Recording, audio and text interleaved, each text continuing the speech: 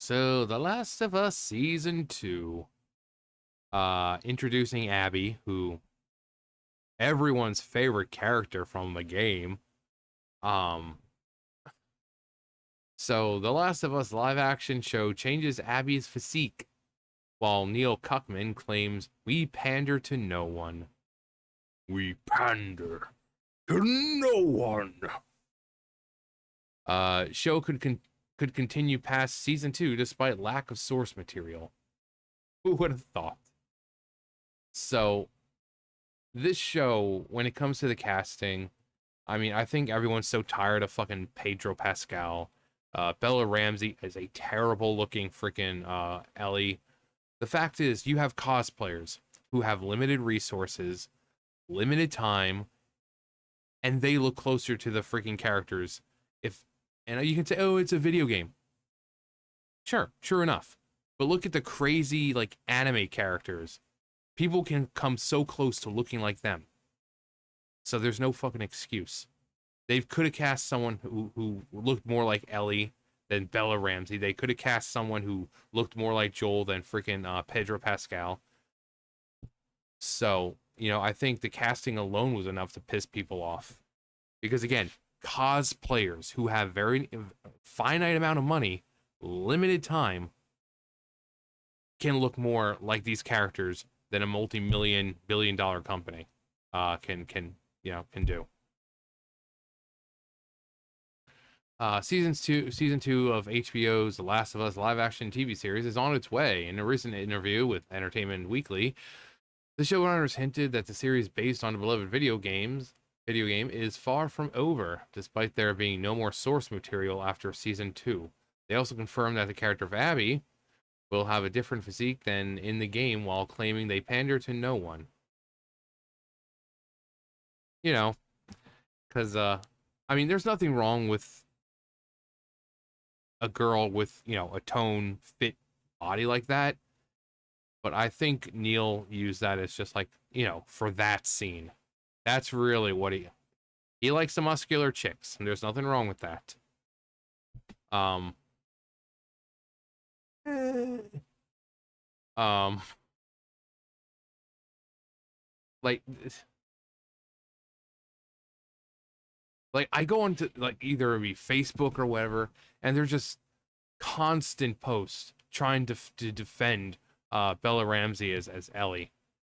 There was another chick that they keep showing all the time that they're like, you could have casted her, who's apparently an actor as well, who pretty much looks exactly like Ellie. And they casted Bella Ramsey as Ellie. Like what? I don't want to hear that they picked the best of the best, because clearly they didn't. The Last of Us series, both the game and its live action adaptation, have been a controversial topic for a while. That mainly centered around developer Naughty Dog dismissing fans' concerns regarding Part 2 and copyright striking YouTube videos on the subject, as well as the disgraceful death of beloved character Joel. Spoiler alert. In favor of divisive character of Abby. Yeah, he dies at like the beginning of the game. Spoiler alert. Yeah, take a look at Joel here, and then no, no. They should have just gotten Troy fucking Baker to do it, because at least he kind of looks like Joel. If he grows out, he looks like more like Joel than freaking Pedro Pascal does. Like, um, season 1 is a live action series retell of the first game. Season 2 will cover the second. Naughty Dog director and series showrunner Neil Cuckman evidently intends to keep the show going. If true, season 3 and any other seasons after that will be completely fresh material. Who needs a game after that? Unless they're gonna make the show first now, and then the source material for there is gonna be used to make a game. But then Ellie or whoever ends up looking like Bella Ramsey. The question is, how will they go about it? Joel died early in the second game, so it's expected that the show will follow the chain of events. Well, first season didn't really follow chain of events that well. Pedro Pascal, who plays Joel in live action series, believes that his character death will be much different from the game. However, there's no confirmation on this yet. Additionally, Abby, the character who's supposed to kill Joel, has undergone some changes for the show. For instance, it appears she won't have a masculine physique in the game, which, you know, I think people were just, again, there's nothing wrong with a chick if she wants to look like that, but, you know, I think it just seemed out of place for people, especially that she was the one who, spoiler alert, she kills Joel. And then you have that freaking sex scene, which is completely unnecessary. So, but then you have a bunch of stupid crap happening, like Laura Bailey, who was the voice. She was getting, and I made a video about that ages ago when it was happening. She was getting like death threats and stuff. It's like, guys, you do understand she's just a voice actress, right? She didn't create Abby. She didn't create the character. She just provides the voice. So people were sending her death threats and all that. Actually, hang on. Yeah, this was 2020. Yeah, voice actress Laura Bailey attacked for Last of Us Part 2. So, yeah. So anyone not believing that I did it, yeah. 2020, July 4th, 2020. Also, I was watching this stuff. First games. Ooh. Dragon Ball Z games. Now where was I? I don't remember. Masculine physique in the game is depicted on having a bodybuilder's torso, complete with broad shoulders and huge arms. Yeah, I think they were, like I said, there's nothing wrong with a woman having that physique, but she still has more, her shoulders aren't still not going to be that broad or something like that. She's still going to have more of a feminine body, just more masculine looking with the muscles. But Abby looked like a dude. She was built like a dude. And I think that was another reason people were mad, because it's like, okay, why didn't you make her like a dude? Like, you might as well have just have replaced her with an actual dude. The dude. Could have replaced her with Jeff Bridges. The series co-runner Craig Mason explained this by stating, I personally believe that U.S. Americans, no, because some people don't have maps everywhere, like such as. I personally, God, please don't. I per, I personally think that there is an amazing opportunity here to delve into someone who is perhaps physically more vulnerable than Abby in the game, but whose spirit is stronger.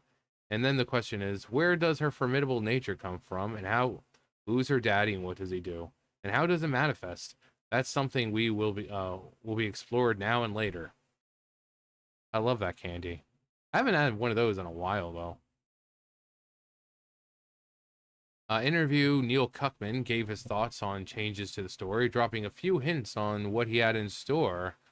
He's more aware of the controversy around The Last of Us than anyone. In fact, he was more or less the center of it. Oddly, he doesn't seem bothered by it at all in the interview. Rather, it seemed he tried to paint himself as the hero. Our brand is that we pander to no one. We pander to no one. Like, most people aren't even going to get that reference. And it's not really a full quote. It's just twisting a quote.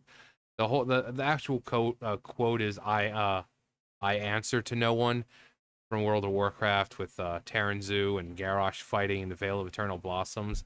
And Terranzu is like, a time will come when you will answer for your crimes. And Garrosh is like, I answer to no one. And then he pushes the heart into the freaking sacred water, and the Vale's water, and everything goes awry. But yeah, that's just quoting that. We do our best for our stories, and whatever happens, happens. there's a very particular story we want to tell, and we stuck to our guns. Oh, so now they'd like to have their Second Amendment right. Joking, people. It's a bad joke, but still a joke. Entertainment Weekly followed up with praise for the controversial sequel to the beloved video game. The strategy continues to pay. What? The Last of Us Part 2 became a... It's what? Selling more than 4 million units over its release weekend alone before going on to win an award after the win award after award after award at the Oscars of the gaming industry, the Game Awards. Fans of the first game are indeed most sensible critics, will likely laugh at the obvious shit. Yeah. Why do you think I was laughing? Oh, oh, oh, oh, oh, oh. Oh, you poor monkey. After that, Mazin revealed that the series will continue beyond the third season. How far past? He said. I can't say. And that's not to say that there are not other stories that could be told, but this story is the one that Neil and I are telling. Druckmann supported this quite strongly. We have a plan.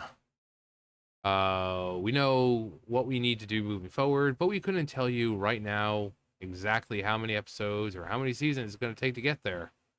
Everyone dies. Everyone dies. This means that the series may indeed continue for quite some time. You know, sometimes there are series that people just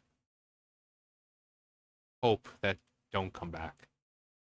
Fans of the original game should probably expect more changes and tragedies to befall their beloved character or their favorite characters. Yeah. So, you know, it's what you expect. You know, Joel doesn't look like Joel. Ellie doesn't look like Ellie. So Abby being changed to look different, it really shouldn't come as a surprise. It really, would be funny though if they did get someone who looked like Abby, like in Physique and all that. It's like she's the only character in the show who ends up looking like who she's meant to look like. You know, Joel didn't look like it. Ellie, Sarah, none of them looked like what they were supposed to.